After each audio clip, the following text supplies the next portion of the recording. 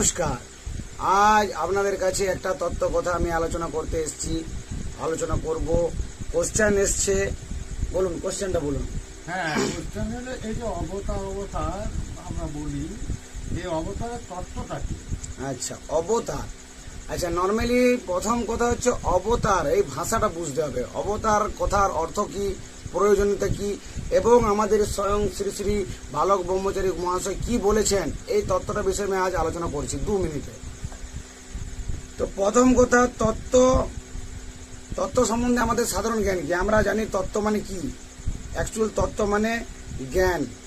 তো জ্ঞানটা কি সেইটাই আমাদের এখানে বলা হয়েছে। কোন সুন্দর অবস্থাকে ঘুচিয়ে সৎ সুন্দরের প্রতিষ্ঠাতার জন্য বিশ্ব প্রকৃতির নিয়মের যখন কোনো শক্তির অবতারণ ঘটে, তাকেই বলা হয় অবতার।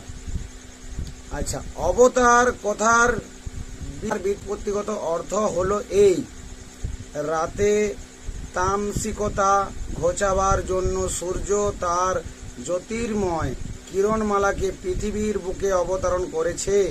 সূর্য এক্ষেত্রে অখণ্ড অবতার। সূর্য আমাদের একটা অখণ্ড অবতার। আমাবস্যার গাঢ় তামসিকে অপসারিত করার জন্য চন্দ্র তার স্নিগ্ধ জ্যোতির অবতরণ ঘটিয়েছে পৃথিবী পৃষ্ঠে। চন্দ্র এক্ষেত্রে খণ্ড অবতার। ঘাটার অবক্ষয়ের অবস্থা, নিঃশেষিত অবস্থাকে কাটিয়ে জোয়ারের পরিপূর্ণতা এসেছে যে শক্তিধর সত্তার অবতারণে, সেই চন্দ্র শক্তিকেও খণ্ড অবতার আখ্যা দেওয়া যায়। বোঝা গেল? তাহলে চন্দ্র একটা অবতার, সূর্য একটা অবতার।